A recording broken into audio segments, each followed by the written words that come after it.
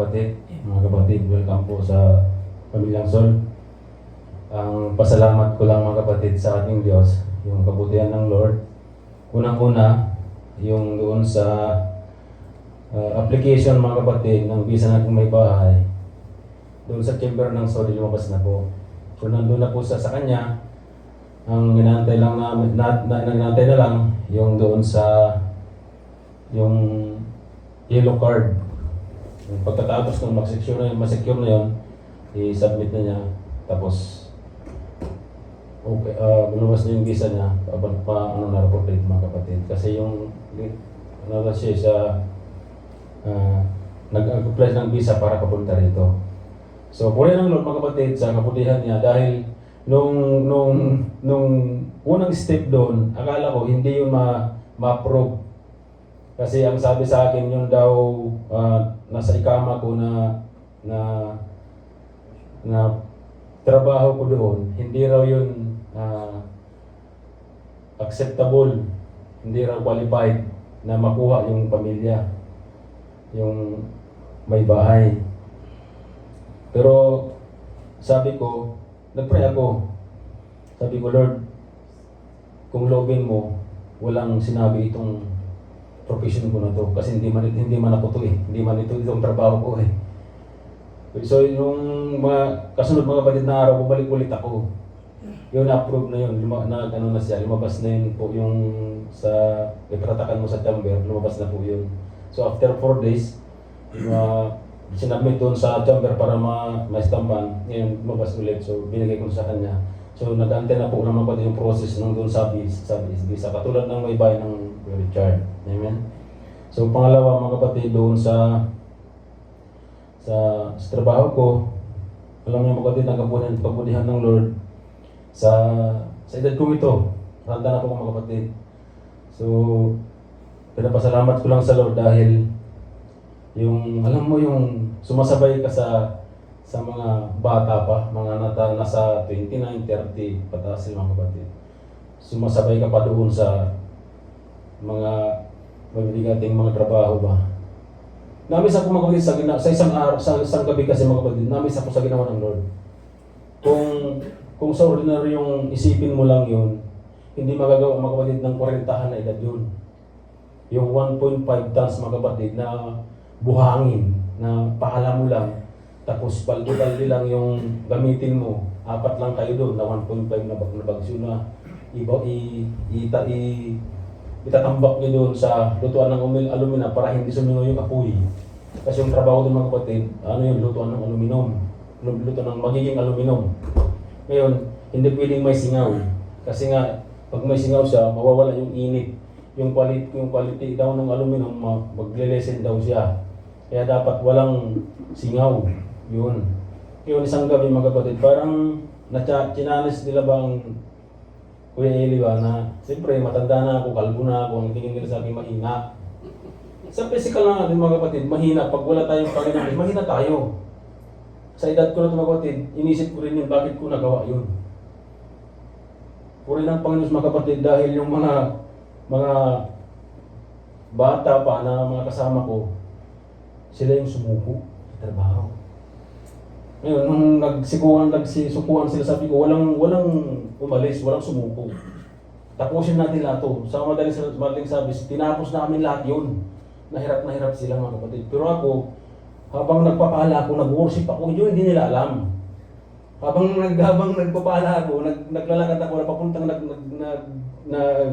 tatamba. Nag-worship ako doon, nag-pray ako doon, Lord, bigyan mo ako ng lakas. Alam ko na hindi mo ko ipapahiya, mga ganun ba? Worship ako. Tapos ang nangyari mga kapatid, kinabukasan isang kasama hindi pumasok dahil nilagnat na. Taba na. Siya kaya sabi ko, Lord, napakabuti mo. Kung sa ordinaryo mo na isipin mo lang mga kapatid kung wala tayong Panginoon doon na sinasamba mga kapatid, hindi ko kaya yun. Sa totoo yung mga kapatid, yung trabaho namin doon, 150 degrees Celsius yung nandun ka sa gitna na nagpapahala pa yun Ang pagitan, konti lang pagitan, baka ganito lang siguro, 950 degrees yun doon, sa kayo dito, at sa gitna ka. init pa yun, init ng panahon, init pa doon sa loob. Nasa 100 lahat yun.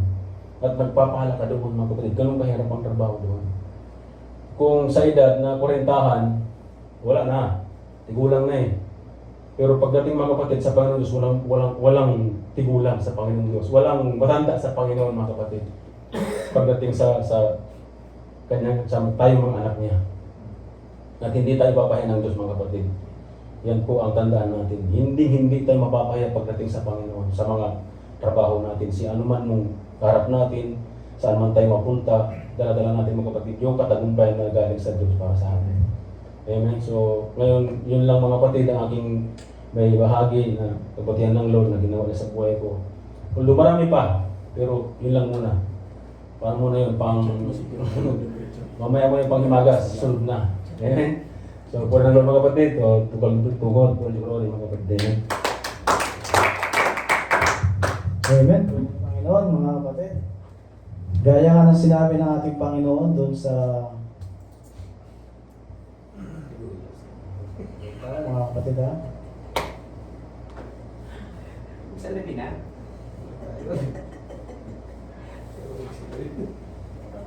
Amen. Puli po ang Panginoon. Hindi ko na po makita. Naduduling ako.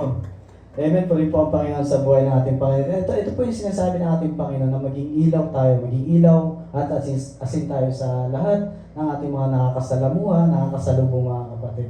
At tulad ng sinabi ng ating Panginoon, ng ating kapatid, na alam mo yun na habang gumagawa siya, nag-worship siya. Napakalaga po nun ng mga kapatid sa buhay natin dahil ang totoo talaga nagbibigay ng kalakasan ng ating Panginoon. Amen? So, ito na po. Si Tatay. Samantalay ko na po ito. Baka po ito yung huli kong pagtayo dito sa pulpito. At hindi po nyo nalalaman mga kapatid, yung bago po. Pauwi na rin po ako itong this coming Thursday. So, nagpapasalamat po ako, no? Tinataas ko po yung ginagawa ng kabutihan ng Panginoon. Hindi lang po kabutihan, pati pagmamahal niya. Simula po, nung naalala ko po, nung nakaupo ako dyan, nung bago po rin ako, nung inibita rin po ako ng kapatid. So, sabi ko rin po, akala ko nun, ang kapatid po yung nag-invite, pero hindi po pala. Kaya po nabahagi sa inyo ko ito kanina, kasi po nung dati, yun din po yung pananaw ko. Pero alam niyo po, yung by the grace of God, na upon hearing the Word of God, nakaka-amaze po yung ginawa niya sa buhay ko. Hindi ko po lubusan noon dati nakikilala talaga ang Panginoon. Napapayak po ako dahil sa tuwa. Napapayak po ako dahil kung paano niya ako dinala rito. Kung paano ko nakasalamuha ang mga kapatid na ano man yung sitwasyon, sinabi ko nga po, anumang unos, ang daanan, basta matutulang po tayo na kumapit, manalangin, magpasalamat sa Panginoon. Papasalamat ako, paano po niya ako minolde rito, paano po niya ako hinasa, paano po niya ako talaga dito inilaga, na hindi ko rin po alam sa kanang buhay ko. Sa kanang buhay ko, hindi ko rin po alam. Sabi ko, Lord, ba't ako na rin dito? I keep on asking to the Lord na, kahit po itong end, itong week lang na to, tinatanong ko po yung Panginoon, sabi ko, Lord, ano pa po yung mensahe mo sa buhay ko dahil uwi na po ako ng Pilipinas. Hindi rin po kasi madali. Hindi rin po madali. Pero alam ko, ang Diyos may gagawin po sa buhay ko. Marami po siyang gagawin pa dahil marami pa po siyang pinagagawa. Nakaka-amaze po yung ginagawa ng Panginoon dahil hindi po ako tatayo rito, mahihain din po ako. Ang taas din po ng pride ko. Hindi ko po maibahagi o nahihiya po ako mapahiya sa kapwa ko. Na ayaw ko magsalita. Walang kakayanan ng magsalita. Walang kakayanan ng maghayag. Na hindi ko kayang ipagyabang kung anong ginawa sa buhay ko ng Panginoon. Pero ngayon po, tahasa sinasabi ko po, ang Panginoon po siya gumugugol sa buhay ko. Hirap po ilagak natin sa sarili natin. Lagi po sinasabi sa misis ko rin po, sa may bahay ko na, hirap tuwing may bahay ko po, sabi ko po, ito po yung pinagpe-pray ko. Hindi po natin sa sarili natin kakayanan. Wala po tayong kakayanan kung wala po ang buhay, sa buhay natin ng Panginoon. Kaya pinapasalamat ko talaga all the way talaga sa buhay ko. Sabi ko, Lord, salamat. Ilang pa bang taon ang ibibigay mo sa akin? At ano pa yung gagawin mo sa buhay ko? Napaka-importante po, napaka-crucial po nito. Hindi po sa pagkita ng pera, hindi po lang po sa biyaya, material na bagay, sa pananamit. Mas importante po yung ating spiritual at relationship sa Panginoon. Napaka-importante po nito. Kaya po, talagang salamat. Salamat sa Panginoon. Talagang siya lang ang maitataas natin po talaga. Ako, maitataas ko po talaga ang Panginoon. Ano man po ang pagkukulang ko, ano man po ang kahinaan ko, pero pinunuan po niya yung lahat. Nilagyan po niya lahat yan. Ipiniliin na po lahat niya yun. Nakakapit ka lang, kumapit ka lang po talaga.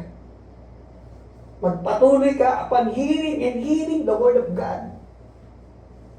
Andun po ang grasya. Patuloy po tayo. Pag po tayo tumingin sa kapatid, tingnan po lang natin ang ating Panginoon.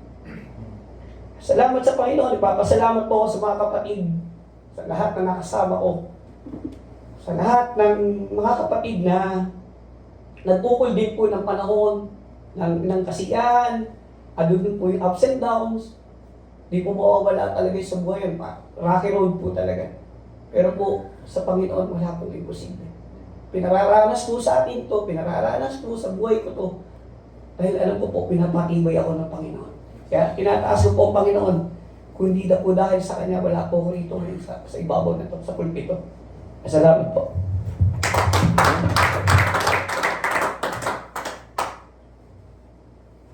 Magkikita mo naman tayo. Amen.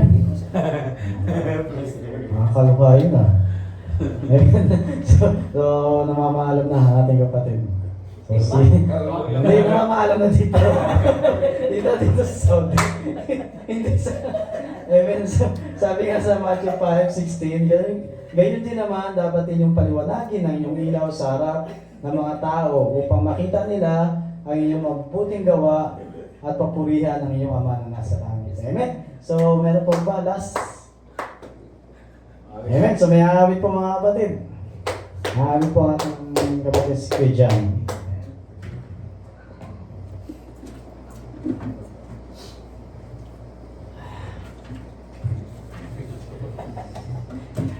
Ngayon.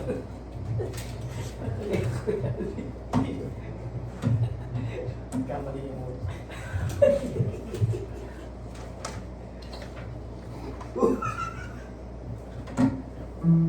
Masaya lang. Amen. Praise God. Hallelujah. Mabuti po ang ating Panginoon mga kapatid. Ano? Hallelujah. Dakila po siya. Hallelujah. Sa lahat ng bagay natin ginagawa, hindi man tayo tapat talaga sa Kanya eh. Pero ang Panginoon nananatiling tapat kailan mo mga kapatid. Hallelujah. Kahit na minsan, masyado tayong paisisi lang, but ang Lord lagi nandyan para sa ating mga kapatid. Nais na ng Lord, magtiwala tayo sa Kanya sa lahat ng sitwasyon na meron tayo.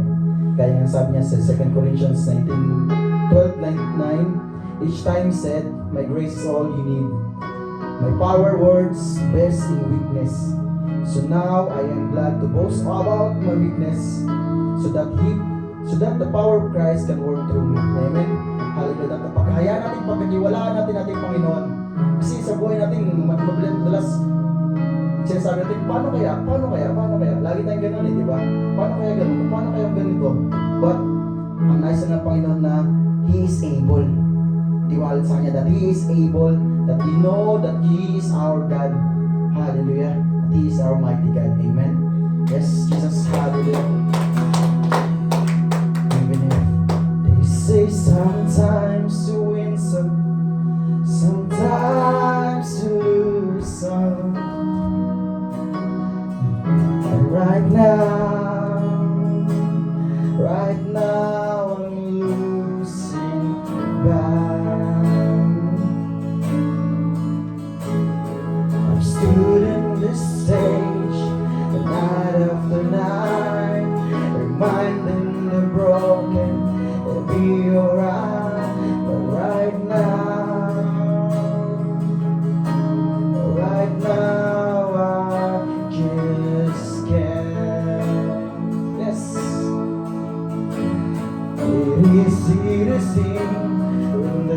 starting to bring me down.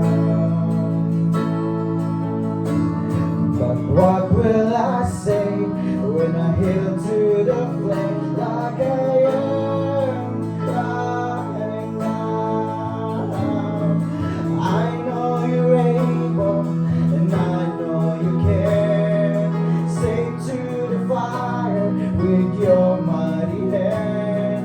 But even if you don't, my hope is you alone. They say it only takes a little faith to move a mountain.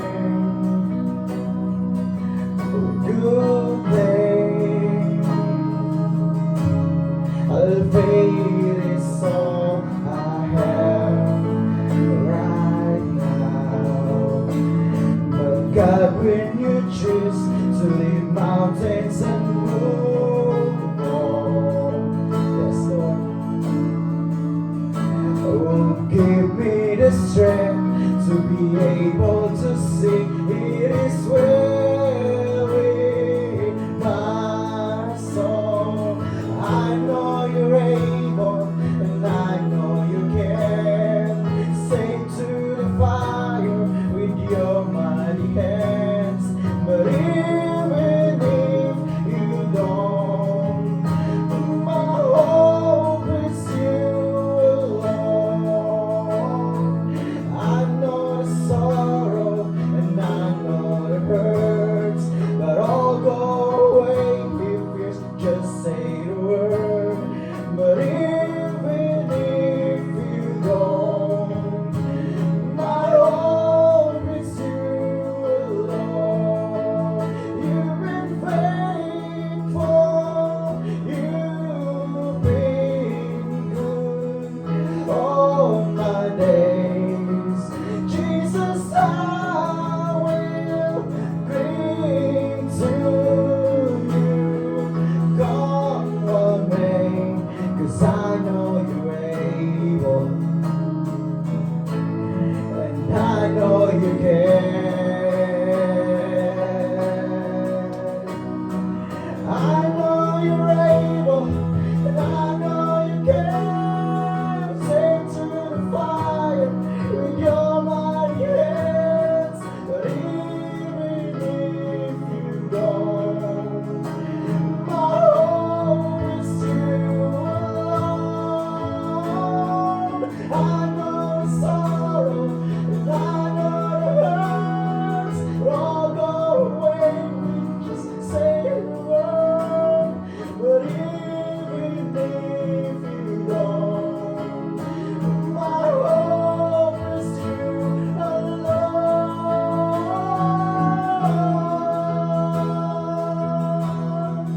Hope is you alone. With you.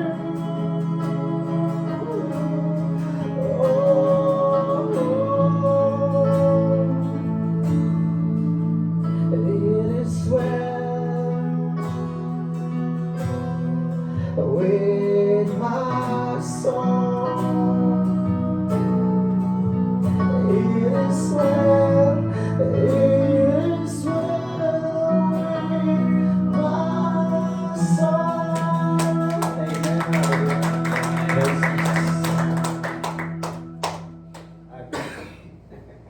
Amen. Praise God. Siyempre, parang ulit sa bawat isa. Amen. Lapakan na si Lord. Amen. It's giving time. Amen. So, sa mga bago, welcome po mga kuya. Pagdating po sa giving time, hindi po to compulsory ha. Ito po ay naayon sa kalooban pagdating sa kung ano yung nais at kung ano yung nasa puso ng tao. Bagkus, napakalaga na maunawaan natin bakit ba tayo nagbibigay? Bakit ba pag sinasabing nagbibigay, pinagpala? Why? There is a blessing in giving. Yun kasi ang pinaka-importante sa buhay ng isang tao.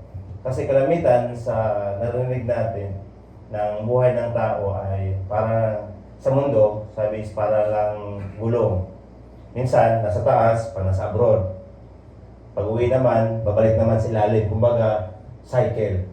Ano nyo yun, na siguro narinig niyo yung mga ganung mga bagay na ang buhay ng tao ay parang gulong ng palad.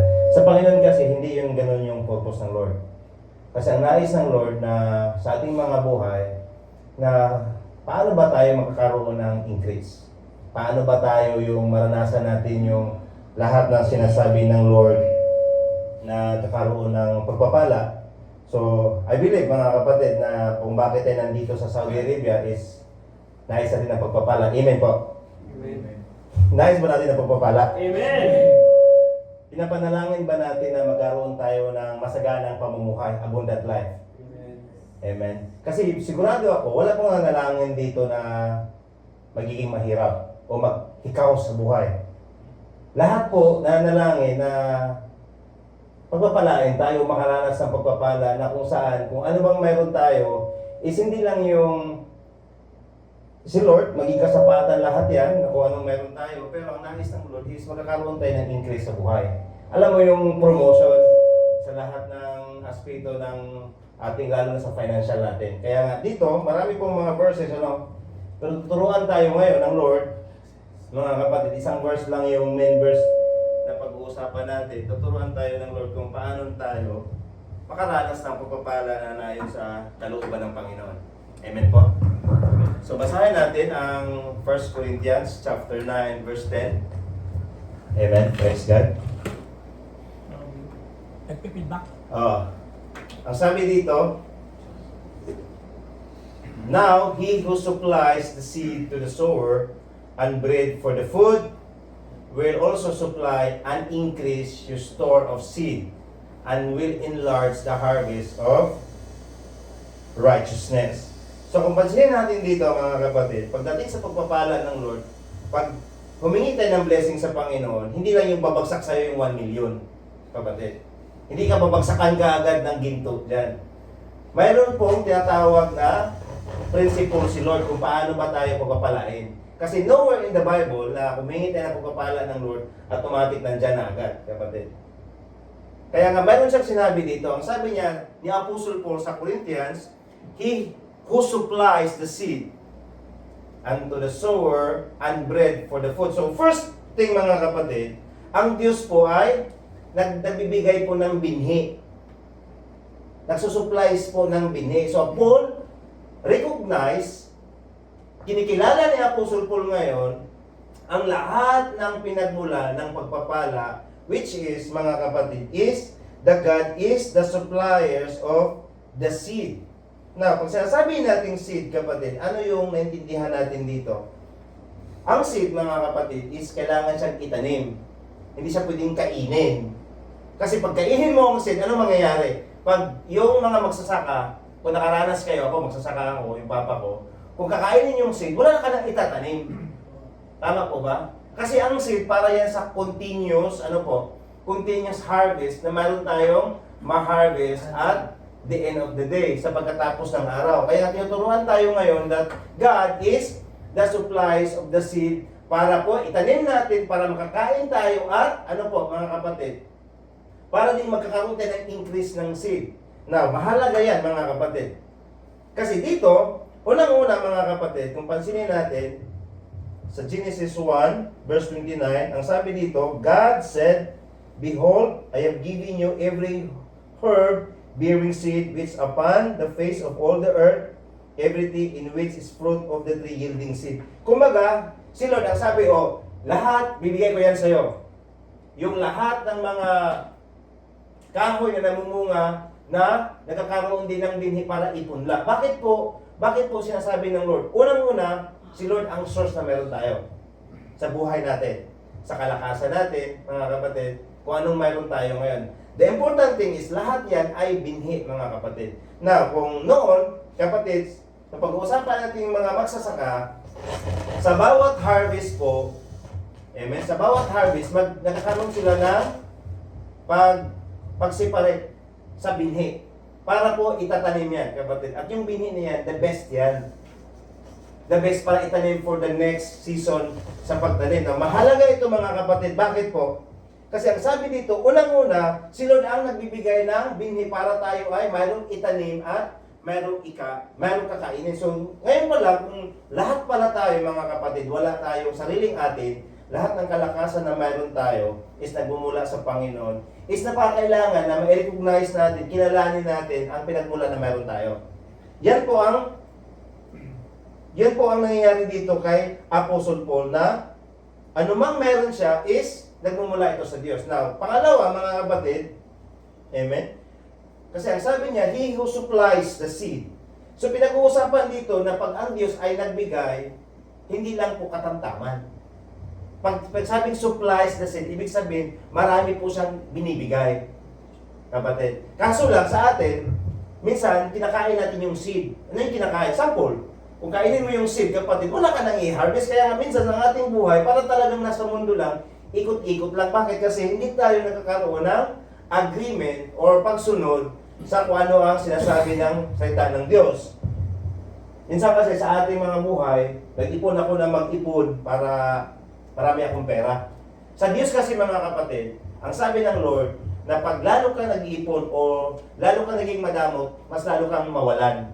Pag ikaw ay nagbigay, lalo na sa kanyang ubasan, mas lalo kang nagkakaroon. Na paano po nangyari yan? Yun kasi pinaka-importante. Kasi ang trabaho ay hindi yung pagpapala na meron tayo. The work is not a blessing.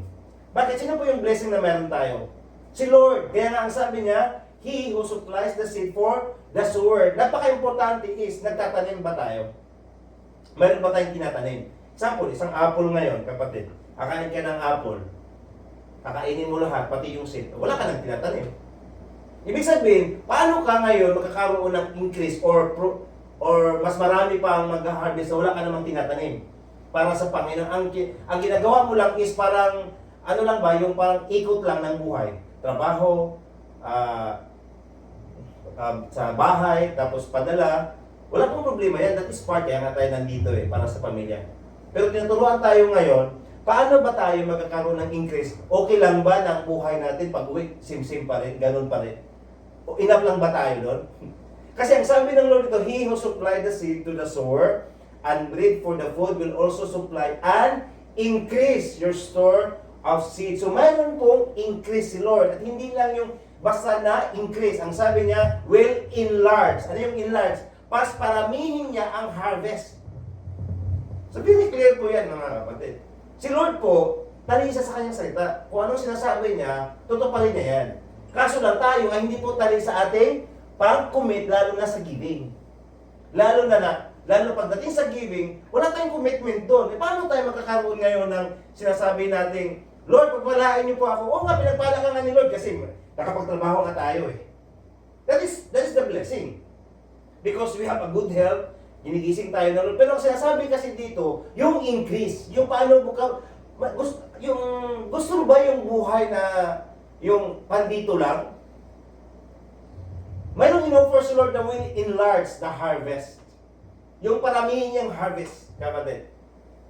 So, ibig sabihin na mayroon pong sinasabi ng Lord, pero kailangan mo, kasi mayroong sinasabi dito that He who supply the seed. Ibig sabihin, pag seed, kailangan siyang itanim. Imagine nyo kapatid, ang seed, kukunti lang yan sa apple, napakaliit yan. Tama po ba? Sa mga oranges, ang seed napakaliit yan. Pero at some point, sa ating mga kita sa bawat buwan, kinakain natin lahat. Asaan na yung seed para kay Lord? Sabihin natin, naintindihan naman ng Lord. Sigurado ako, naintindihan talaga ng Lord, kapatid. Bagkos, hindi tayo naka-align in agreement sa kanya sinasabi sa kanyang salita. So, paano si Lord na magkakaroon siya ng increase sa atin kung wala ka namang tinatanim para sa kanya? Sige nga, kapatid. Paano ka, Lord? Gusto ko mag-harvest, gusto ko mag-increase. Katulad rin sa magsasaka. Gusto kong mag-harvest. Ano ma-harvestin mo? Wala ka namang tinanim. Tama po mga kapatid? Kinakain mo naman lahat. Kaya nga ang buhay, pag uwi sa Pilipinas, ang real talk yan, kapatid, is talagang disim-sim pa rin.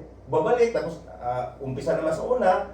Ayun naman talaga ang totoong buhay. Sa mga kumbaga sa namumuhay dito lang sa mundo. Pero si Lord kasi kapatid, mayroon siyang magandang plano sa atin.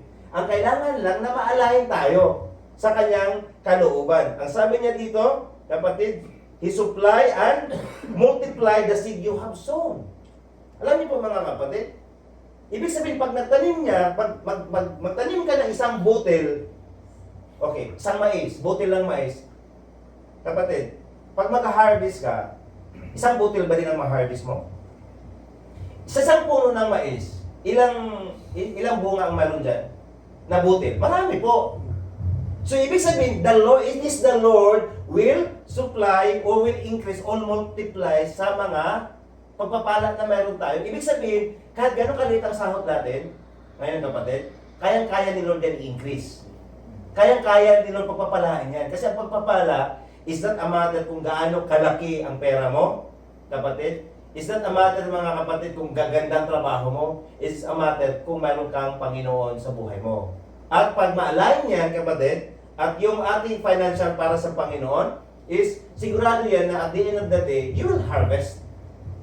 Mag-harvest ka sa tinanim mo. Kasi hindi ka naman pwedeng mag-harvest kung wala kang tinanim. Let us be real. Magiging totohanan tayo pagdating sa giving na, Lord, bakit hanggang ngayon same-same pa rin? Di balikan natin yung buhay natin patungkol sa nagtatanim ba tayo? Kasi meron pong seed, meron pong binhi. Hindi niya sinabi na lahat po sinupply ng Lord para kainin nyo. Wala, hindi niya sinabi dyan, kapatid. Ang sinabi niya is meron siyang seed para itanim, para din makakain. Ibig sabihin, ang seed is kailangan talaga siya na maitanim. Saan po natin itanim, mga kapatid? Para sa Panginoon. Klaro tayo, saan ba itanim? Kung ikaw din nakakain, kapatid, hindi yan tinatanim mo para sa Panginoon, ikaw din kumakain eh. Ibig sabihin, meron talagang portion para kay Lord. Pag-usapan natin ng seed, kapatid, kumbaga kapatid, napakaliit yan na portion, sa isang prutas, napakaliit yung binhi. Pero yun ang kailangan, para itanim mo para sa Kanya. Pero kung magkakaroon tayo ng obedience dito, ang sabi ng Lord sa Kanyang salita, He can increase. And hindi lang increase, enlarge. Pwede niyang paramihin at palakihin ang harvest. Kaya napaka-importante pagdating dito sa giving, mga kapatid. Because the Lord is who give the seed. So, ang seed, hindi nagmumula sa atin. Amen? Ang sabi ng Ecclesiastes 11:6, sow your seed in the morning, and at the evening, let your hands not be idle, for you do not know which will succeed, whether this or that or whether. Ang sabi dito, magtanim ka sa umaga, magtanim ka sa gabi, huwag mong hayaan ang kamay mo na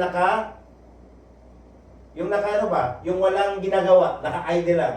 Kasi hindi mo alam kung saan, kung saan ang lalago doon at magkakaroon ng harvest. Now, bilang farmer, kapatid, meron bang nagtatanim sa gabi? Wala po, no? Wala, depende. So, let's take an example. Sinabi ito ni Solomon, wala pang electric noon. So, sigurado tayo na wala talagang nagtatanim sa gabi. Amen po. So, ibig sabihin, meron pong sinasabi si Solomon dito patungkol sa financial. Ito ay isang, analogy na kung saan, kapatid, pwede kang magtanim dito sa parte na to. Example, that is investment. Example, mga kapatid, I really, gusto kong i-analogy. Example, meron kang anak na pinapaaral, o some point na tinutulungan. That is seed. Tiyatanim mo yan sa kanila. Kapatid, na one day, you are believing, kapatid, na hopefully na sa grasya ng Diyos, magtatapos sila para po makasupport din sila sa iyo. Tama po? That is seed. Nasi-seed ka para sa future nila. Now, that is another seed. Now, sabi ng Lord, hindi lang doon ang pagtatanim natin. Ang sabi niya, umaga man o gabi, dapat yung kamay natin ay hindi nahinto sa pagtatanim. Bakit po, kapatid? Bakit po sinabi ito ng Lord? Kasi ang sabi niya, hindi natin alam kung saan ito ang magsasucceed. Now, wala tayong judgment, prejudgment, pero totoo naman talaga na mayroong mga ibang mga pinapaaral pero hindi nakakapagtapos. Ang iba nakapag-asawa, ang iba na mayroong ibang na talagang hindi natutupad yung mga pangarap sa buhay. Tama po? That is true. Now, dito, manawaan natin mga kapatid, yung pagtatanim, kung saan ba talaga ang tamang pagtanim. Amen po. Kasi pag maunawaan natin ito mga kapatid, yung alam mo yung sigurado ka na saan ba tayo dapat mag-harvest, kapatid. Amen? Okay, 2 Corinthians 8:9. Ang sabi dito kapatid, 2 Corinthians 9:8, and God is able to bless you abundantly. So kung tatanim tayo sa Panginoon, kasi ito yung panalangin ni Apostle Paul sa Corinthians, sa pagbibigay nila doon sa that time sa Israel dahil nakakaroon po ng famine, ang sabi niya, ang Diyos lang ang kayang magbigay sa atin ng abundansya at pagpapala. Yes, gamitin ng Lord ang ating mga trabaho. Gamitin ng Lord yan lahat ng mga koneksyon para maging daluyan ng pagpapala sa atin. But it is God who is able to bless you abundantly. Pag sinasabing abundantly mga kapatid, pag sinasabi ng Lord na kaya niya pagpapalaan abundantly, hindi lang yung katamtaman. Pag abundantly kasi aapaw yan. Katulad ng tubig ba? Anong bubuhos ka isang baso, ang abundantly yung rumaragasa na mas lalo pa, mas higit pa sa kailangan mo. Yun po ang sinasabi ng Lord dito. At hindi lang yun, ang sabi niya, so that in all things at all times. Ibig sabihin, lahat ng bagay at lahat ng panahon. Minsan, ano ba sa Pilipinas yung tag-init? At mayroon po natawag na inflation. Ay, yung inflation, tumataas yung presyo. At kalamitan sa atin is, nag-worry, taas ang presyo, taas ng bilihin. At it's true kapatid, taas naman talagang bilihin. But ang sabi ng Lord dito, in all things at all times, ibig sabihin, hindi na base sa season ang pagpapala ng Lord. Hindi nakabase kung tag-init ba, tag-ulan ba, mataas ba ang presyo o maliit ba, kapatid. Ang sabi niya, at all times. Sa lahat ng panahon, kaya ni Lord na pagpapalain tayo. Ang sabi niya, at all things. So, hindi na yung sa financial. Kasi, kung example, mga kapatid, sipin nyo, paano naman yung Kuya Nils? Ang dami namang mga pinagpala dyan, mga mayaman, wala namang Diyos. Sigurado ka na engineer yung pagpapala nila. Tingnan mo yung buhay nila, takot na takot sila. Ang iba pa is, yung likod ng buhay nila, gulong-gulo. Ang nais kasi ng Lord, kapatid, pag sinasabing pagpapala, yung may enjoy natin, ang blessings. Yun ang nais ng Lord. Abundance. Pag sinabing abundance, hindi lang yun yung mayroon ka ng pagpapala, pero hindi mo naman na-enjoy. Marami yan na nangyari dyan. Ang nais ng Lord na yung full package, na mayroon kang blessing ng Lord, o kung pag-aapawin man yan, kung ano man klaseng blessing yan, pero ang nais ng Lord na makaroon ka ng, alam mo yung may enjoy mo. Now, ano pang sabi niya? God is able to bless you abundantly so that in all things at all times, ang sabi niya, having all that you need. So, lahat ng pangangailangan mo. So, ang dami na nating pera, mga kapatid. Pero hindi mo naman mabili yung, kumbaga, hindi mo naman mabili yung kalusugan mo. Makabili pa kayo ng kalusugan? Okay, marami naman pera, pero hindi naman mabili yung pagtulog nyo. Bakit? Kasi worry-worry. Ano kayo, baka anuhin ako ng kamag-anak ko, yung lilinlangin ako dito. Kumbaga, ilaron ko ba? Papadala ka sa Pilipinas, magkaroon ng business, baka ilaron ko sa kamag-anak, parang nag-worry ka. Hindi mo kasi mabili ang kalusugan, hindi mo mabili ang pagtulog. Meron ka magandang bahay, maraligaan, hindi mo mabili ang pagtulog, mga kapatid. At lalo na, hindi mo mabili yung kagalakan sa pera. Kaya, ang nais ng Lord dito, mga kapatid, ang sabi niya, that having all that you need, ibig sabihin lahat ng pangangailangan mo. Sa ano ba yan? Sa financial man yan, sa kagalakan man yan, sa kalusugan man yan, is provided ng Lord. At ang sabi niya, that you will be abound in every good work. So, mayroon pong pagkatawag. Good work, mga kapatid. Abound. Kung sasabing abound, nag-uumapaw. Na mahalaga ito, mga kapatid, dahil dito, naranasan po ito ng Amen? Naranasan po ito ng taga-Corinthians. Now, sabi niya sa 11, mga kapatid, sabi niya, being enriched in everything to all bountiful. Ano yung enriched, kapatid? Yung lahat na pangailangan is nasa kanila. Material man, spiritual man. At ang sabi niya, bountifulness. Pag sabing bountifulness is, nagkakaroon ng pag-aapaw na mga pagpapala. Yun ang sinabi ni Apostle Paul sa mga nagkakaroon ng pagtatanim doon sa true giving. At ang sabi niya, which caused it through us, thanksgiving to God. Now, napakahalaga ito, mga kapatid. Hindi ito sinasabi dito na, alam mo yung, sapol, mga kapatid, pinagpala siya, yung pamumuhay niya magiging mayaman. Ang sinasabi ditong in all bountifulness, kapatid, ito yung sinasabing nakakaroon ka ng broad-minded ba? Broad-minded, alam mo, minsan kasi, pag nagbibigay tayo, ito lang, alam mo yung, ito lang, barya-barya, or minsan meron tayong, hindi tayo open-minded na, saan kaya gagamitin nila yung pera? Saan kaya nila papupunta yung pera na yan? So marami tayong ganun, wala pong tinatawag na yung pagiging broad-minded, naging open tayo sa pagbibigay na kung saan nandun yung pagtitiwala natin sa Panginoon. Kasi sinabi dito mga kapatid, na pag tayo nagbigay is we have all liberality. Pag sinabing liberality, yung kalayaan na magbigay. Hindi yung dahil sinabi ni Kuya, dahil ito yung sinasabi. Ang sinasabi dito is yung puso natin, hayaan natin na mahipo ng Lord at kung ano man yan kapatid, ang kaya mo sa pananampalataya mo, yun ang pwede natin isin sa Panginoon. Kasi wala tayo dito na napipilitan tayo, baka sinabi, nandito na naman sa giving, kailangan magbigay. Wala pong ganito. Ang sinasabi dito is, pag tayo nakaalay sa salita ng Diyos, nandun talaga yung blessing kasi nagtatanim tayo para kay Lord. Hindi yung para sa atin na nagtatanim kasi, example, bibili ako ng magagandang damit, that is seed sa aking sarili. Bibili ako ng mga gandang magarang kung ano-ano. That is seed now. Ang ditong seed is yung patungkol na para sa Panginoon na nilalagak natin. Amen? Kaya nga dito, amen, bibigyan natin ng isang pinaka-the best example mga kapatid. Ang buhay ni, dito na tayo kapatid. Ang buhay ni Cornelius. Basahin natin ang Acts, that is chapter 10 verse 1. Amen. Babasahin ko sa Tagalog ha. Okay. Dito tayo magtatapos mga kapatid sa sinabi dito niyo. Okay, mga Gawa, chapter 10 verse 1. Amen. Ang sabi dito, sa Cesarea may isang lalaking nangalang Cornelio. Ang sabi, isa siyang kapitan sa batalyong Italiano ng hukbong Romano. Siya ay isang debotong tao.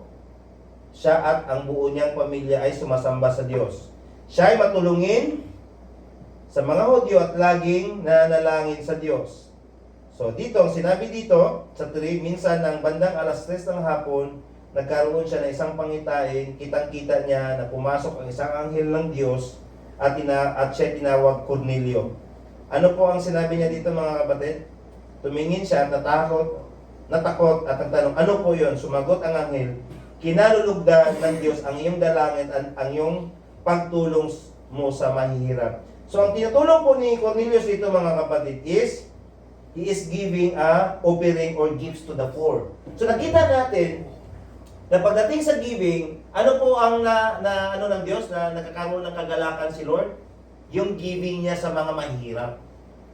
Na si Cornelius po, kapatid, is wala po, kumbaga isa siyang hintil. Kumbaga yung pagdating sa kaligtasan is, lalo na noon, is hindi talaga sila kasali. Yan po ang katotohanan. Pero anong sabi dito? Nagkaroon siya ng pangitain, nagpapakita sa kanya ang isang lingkod ng Diyos, na sabi niya na, ano pong sabi mga kapatid? Kinalugdan ng Diyos ang kanyang pagbibigay at narinig niya yung panalangin ni Cornelius. At ang offering niya sa Panginoon ay tinanggap ito. So mahalaga ito mga kapatid. Bakit po? Kasi maunawaan natin dito na sa pagdating ng pagbibigay kasamang panalangin is mayroon pong response si Lord. Mayroon siyang response. Kumbaga, hindi po bulang si Lord na hindi nakikita ang pagbibigay natin. Nakikita niya yung response, o nakikita niya yung kalooban dito sa buhay ni Cornelio na kung saan kinalulugdan siya ng Lord sa pagdating sa pagbibigay. Kaya nga dito, makita natin mga kapatid, and right after, ano po nangyari dito? Pinatawag nila si Peter at pinapunta doon sa bahay ni Cornelius, which is bawal yon. Amen? At right after that, kapatid, ano po ang ginawa ni Peter?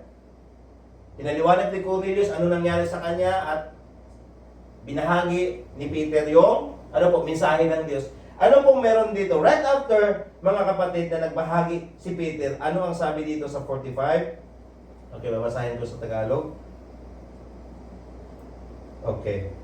Ang sabi dito, nang nagsalita pa si Pedro, bumaba ang Espiritu Santo sa lahat ng mga nakikinig, na mamangha ang mga manampalatayang Hudyo na kasama ni Pedro sapagkat ang Espiritu Santo ay pinagkaloob din sa mga hintil. Narinig nila ang mga ito na nagsasalita ng iba't ibang wika at nagpupuri sa Diyos. So ano nangyari ito mga kapatid? Right after, because Cornelius honoring God through giving, nagbibigay ng karangalan sa Diyos, it triggered the blessing. Ano yung blessing na pinaka-the best dito? The salvation, kaligtasan. Na napunta o nakaabot sa kanilang kaligtasan at hindi lang yan mga kapatid. Mayroon pong regalo. Which is na kasalukuyan, lalo sa mga matatagal dito, hindi nagmamanifest ang regalong ito. Yun ang pinaka-the best ito mga kapatid. Anong nangyari ito? That they heard. Ang mga Hudyo, narinig nila that these people, mga hintil, they filled with the Holy Spirit and they are having speaking in tongues. The gift of the Holy Spirit that manifests. So, anong pinagkaloob ng Lord? Kapatid, spiritual na regalo sa kaloob ni Cornelius na physical na regalo. So, hindi lang yun salvation na tanggap niya mga kapatid. Even though ang, regalo ng banal na Espiritu.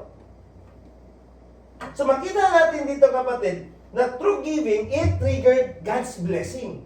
Kumbaga, sa pagbibigay niya po ni Cornelius, nag-trigger na napansin siya ng Diyos, nakita siya ng Diyos, at sa kanyang tahanan, dumating yung kaligtasan, at nagkakaroon pa sila ng manifestation, pagganap ng regalo ng banal na Espiritu. At hindi lang yun mga kapatid. Sa giving, makita din natin dito that the life of Cornelius is being drawn near to God. Lalo siyang lumalapit sa Diyos. Tama po ba kapatid? Kasi napansin siya eh. At pangalawa mga kapatid, I'll make it short. It expands his influence.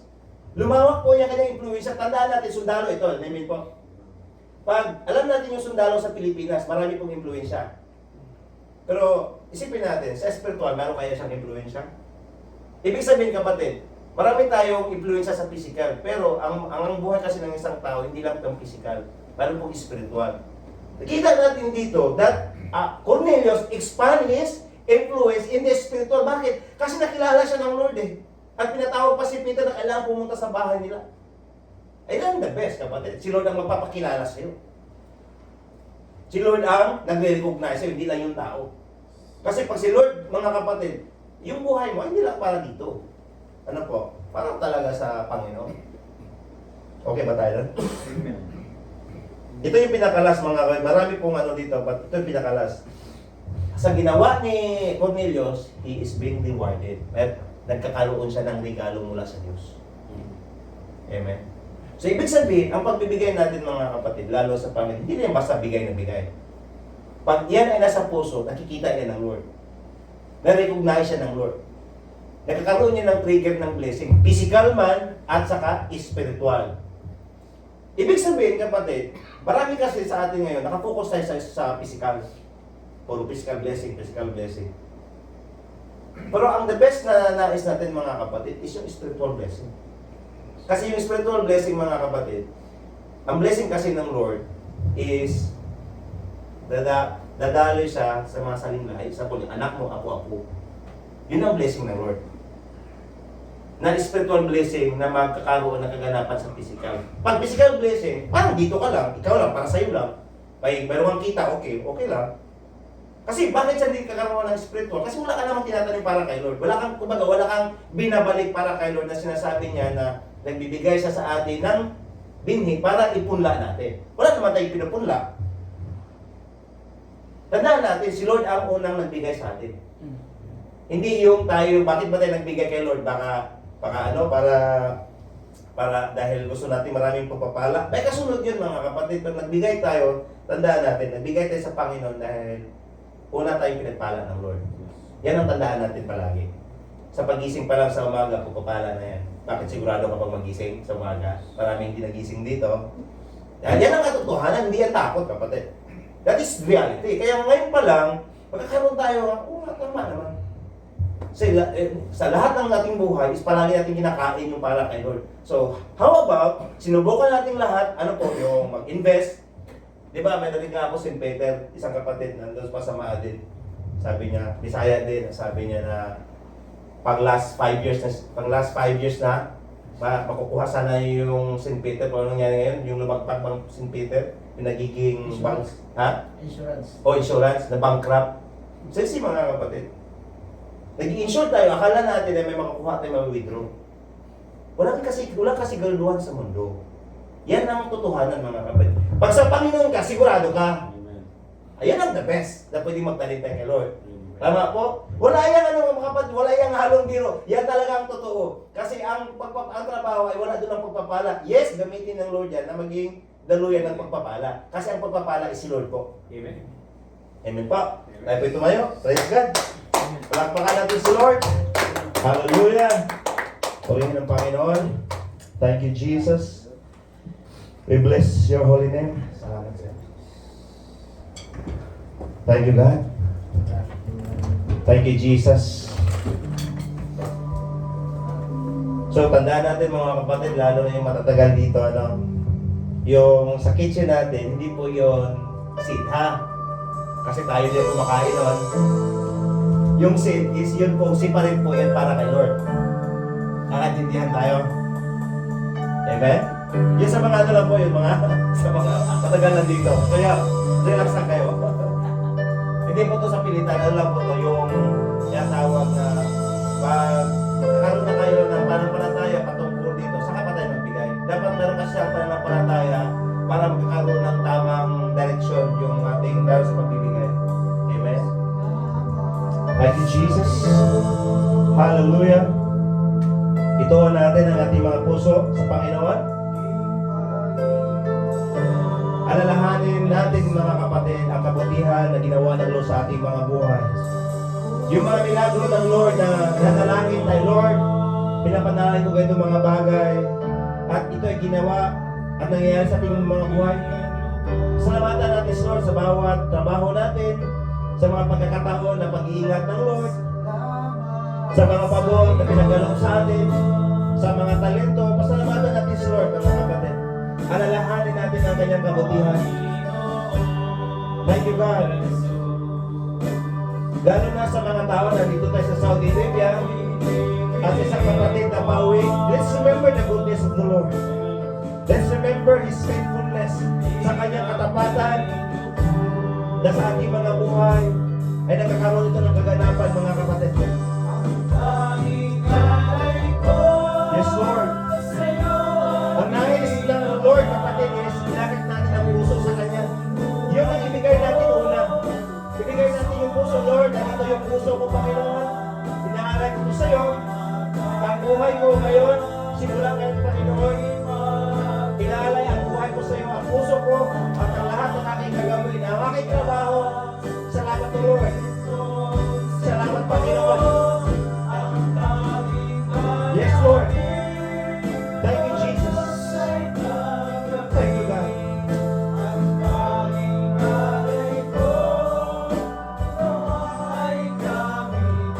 Thank you, Lord.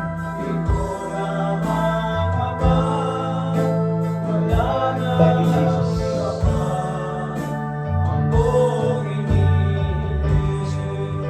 Hallelujah. Ama, salamat sa mga oras na ito na kaloob mo sa amin. Even sa mga bago na kasama namin, Panginoon.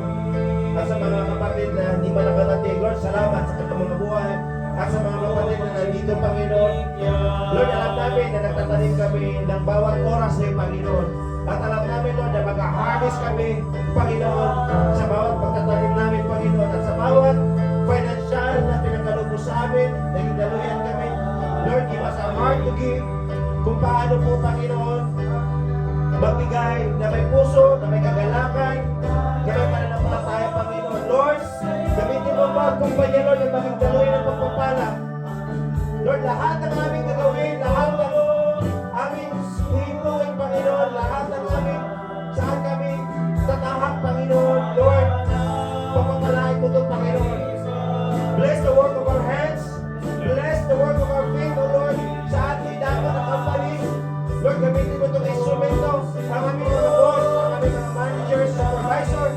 Lord, salamat sa bawat kampanya na meron kami, Panginoon. At gamitin mo ito, Lord, na maging favor sa iyong mga lingkod. na itong plano, Lord, ng business, Lord. At meron mga business, Lord, alam namin na ikaw ang kaya magpalako nito. Lord, salamat. I declare an increase in the name of Jesus. I declare, Lord, that you made us to be the head, not the tail, in Jesus' name. Lord, na magpapalain mo spiritually, physically, financially, ang bawat lingkod mo na natin sa kalagitnaan ito, Panginoon. Salamat at iklarahan namin, Panginoon, na kami, Lord, we will experience your blessing upon blessing abundantly in the name of Jesus. And we agree, Lord. We agree by faith. At ang lahat po, mga kapatid, kung tayo ay agree, we say, Amen. Amen. Praise God.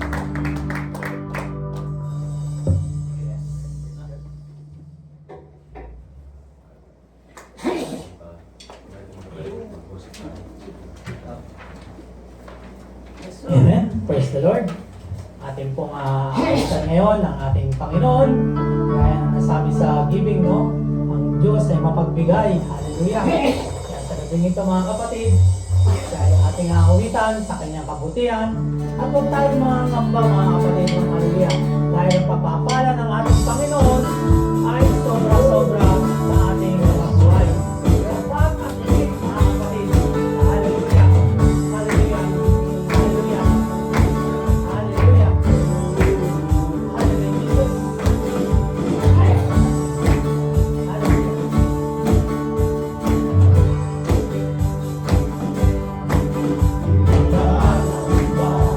Sa kabulan, pagpapala mo,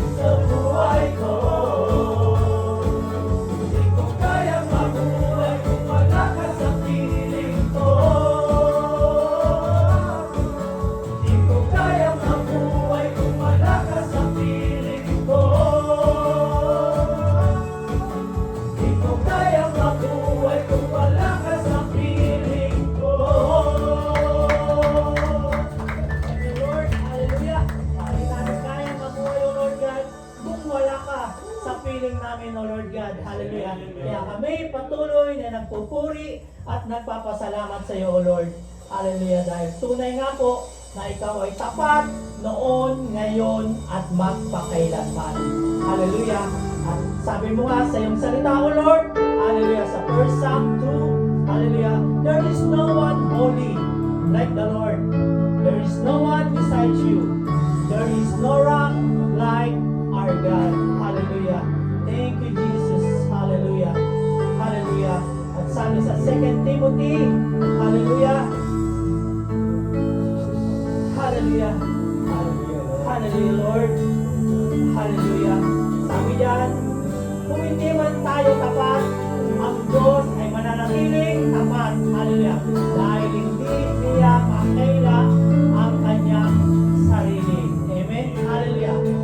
Hallelujah. Banal ang Diyos na ating pinaglilingkuran, mga kapatid. Kaya marapat lamang, hallelujah, na tayo ay umawit sa ating Panginoon. Let's worship our God, the living God. Hallelujah. Because He is holy. He is holy. He is the highest. He is the greatest.